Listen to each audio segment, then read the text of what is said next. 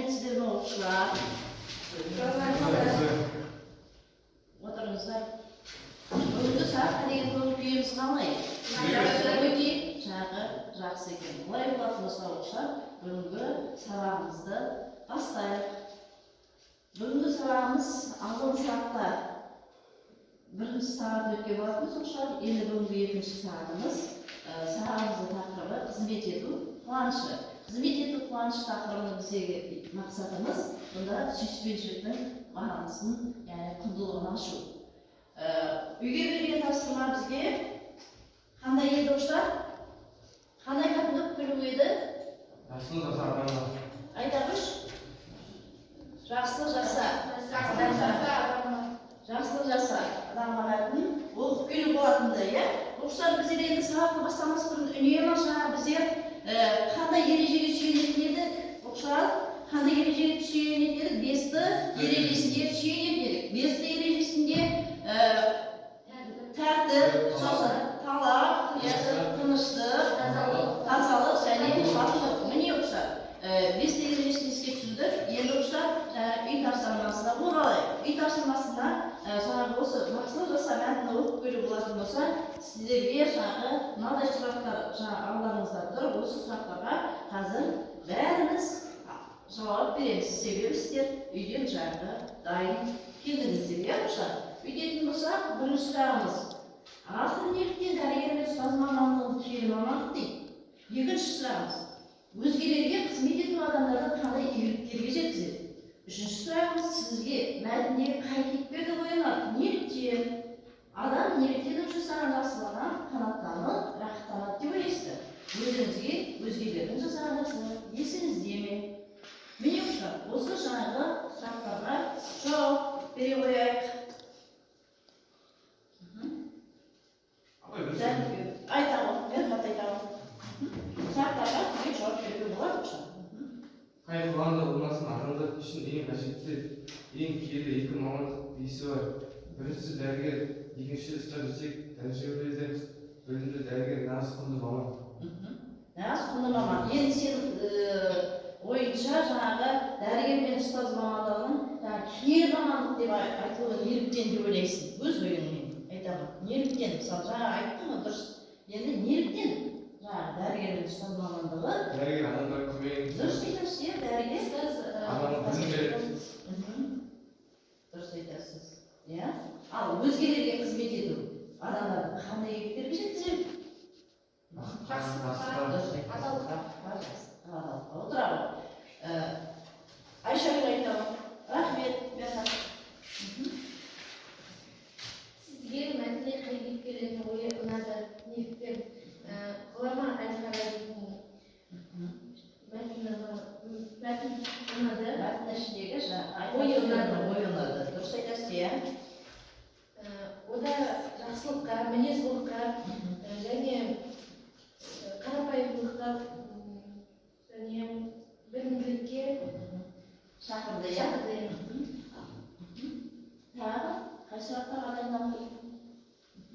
Адам неліктен өз жасаған жақсылығынан қанаттанып, рахаттанады деп ойлайсыздар? Себебі жақсылық жасағандықтан оның жан дүниесі бір адамға басқарсақ, қызмет етсек, біздің жан дүниеміз рахаттанады. Себебі біз не істедік? Көмектестік, жақсылық жасадық, иә. Отырайық, рахмет. Жақсы деп айтамын, иә. Қай сұрақта? Жақсы, дайындап айтамын. Бүгінге өзгелердің жасаған жақсылығы есіңізде ме? Есімде. Иә. Қандай жақсы? Біреу жақсыласаң бізге қайтып келеді. Дұрыс айтасыз. Біреу жақсыласаң, яғни өзіңе қайтып келеді. Иә, осындай жаңағы сөзді ұстанымы. Отырайық, рахмет. Келер айтамын.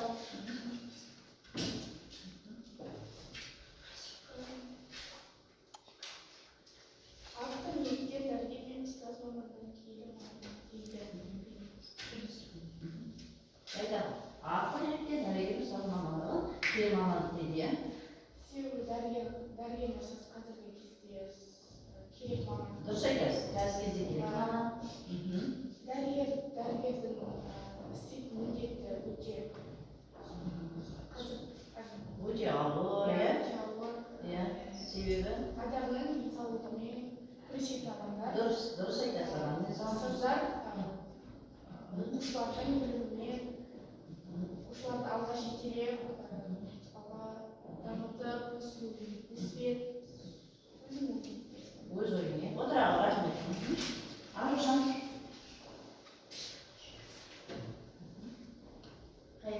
Қай жағы? Сұраққа дайынмын. Өзгелерге қызмет ету, аралар қандай еттер жетсен екен? Қандай еттер жетсен? Бақытқа, иә, сосын жақсылыққа, еттер отыра ғой. Енді оқушылар, қарай қояйық бәріміз жаңағы мына дәйек сөз дейді.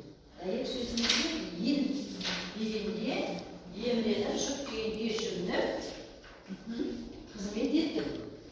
Бауыржан Момышұлы. Бауыржан Момышұлы кім еді? Иә, халық қаһарман, яғни батыр. Енді осы дәйек сөздің мағынасын шабайық. Ел дегенде емленіп, шық деген жүгініп қызмет етті. Дәйек сөздің мағынасын шабайық оқушылар. Айта ғой, иә? Ел үшін жанын берген, батыр болған, өзіне ғана ел үшін соғысқа барған. Жаңағы елің үшін не істе дейді? Қызмет қыл дейді. Отырады. Елің үшін қызмет қыл дейді оқушылар, иә? Олай болатын болса оқушылар, сіздерге жаңағы бүгін мұғалім сыйына бейнеролик алып келген болатынмын. Енді осы бейнероликке назар аудара қояйық.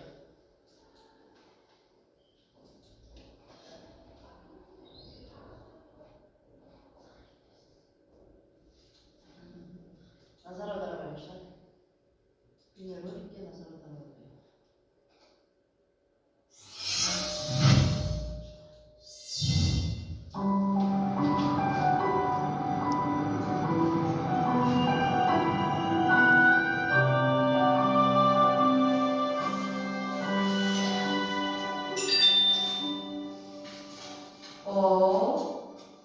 SMS кімнен екен? Айлық деген сол қызға ғой. Рас па? Иә, рас. Жаным, кеше әлеуметтік желіден әдемі көйлек көрген едім. Аса қымбатта тұрмай, алайықшы. Ой, қымбат емесін білемін ғой сен. Жан, алайықшы.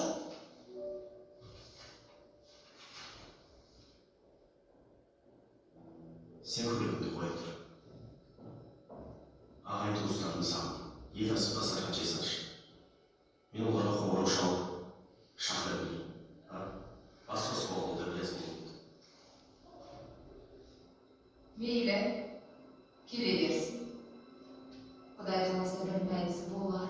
Азында ерте тұруым керек еді. Жатайын. Осының ағайын туған туысқандары бітпейді. Мен бәрін сол көйлекті аламын.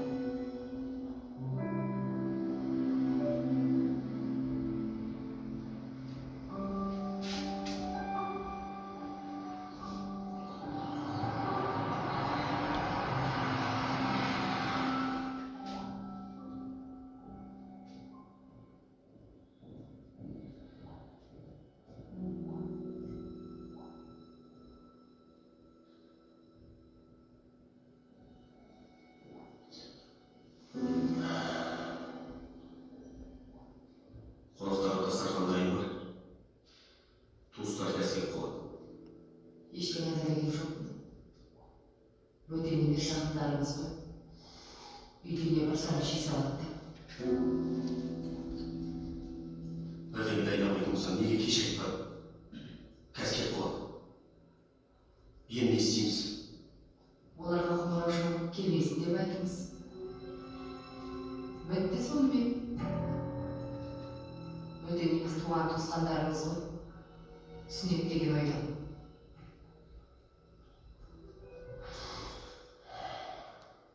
Саған сөзіңді қорлығым келмейді. Алла кешірсін сені.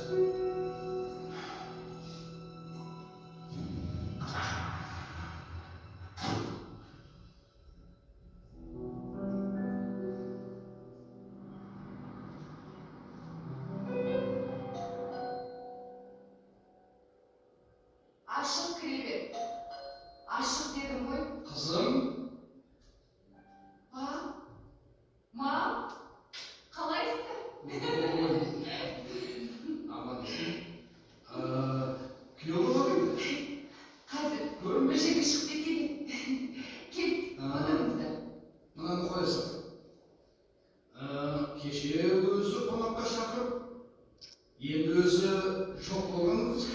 Сіздер отыра тұрыңыздар. Мен қазір шай құйып келемін.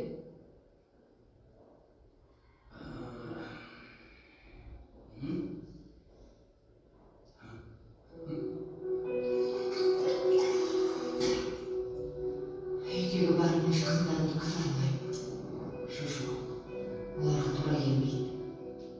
Күйеуімнің туыстары болғанда бір мәнісі болар еді. Бірақ өз туыстарым емес.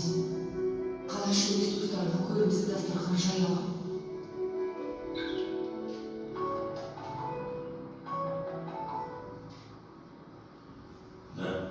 Ал неге менің туыстарымды шақырғаныңызды айтпадыңыз?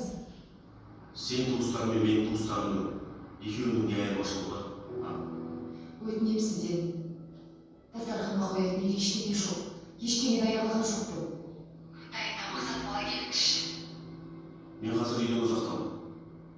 Сосын олар бөтен емес. Сенің туыстарың. Менің туыстарыма бермекші болған үйдегі бар нәрсемен оларды да қонақ етті. Бұл саған өмірлік сабақ болсын. Менің де туыстарымды құрметтеуге үйрен.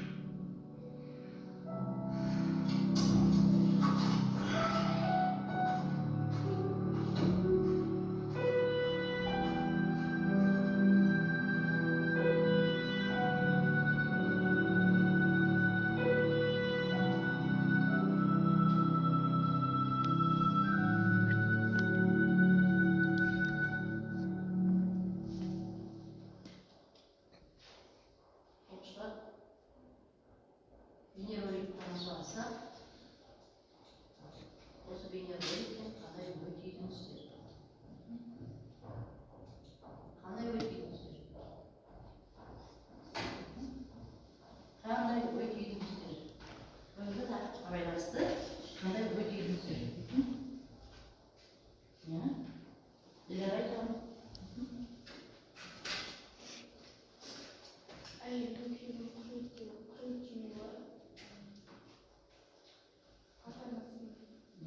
Бұл жерде ата-анаға деген сүйіспеншілік, солай ма? Ата-анаға деген сүйіспеншілік. Яғни өз ата-ана қандай болса, өзгенің де ата-анасы сондай. Яғни сол ата-ананы да біздер сыйлай білуіміз керек пе екен ұқсар? Яғни ата-ананың бір-бірінен айырмасы жоқ. Біздер және ата-аналарымызды сонда салыстырмалы түрде салыстыра отырып немесе оларды бөлек жарып құрметтеу керек пе екен? Құрметтеу оған жоқ. Отыра ғой, рахмет.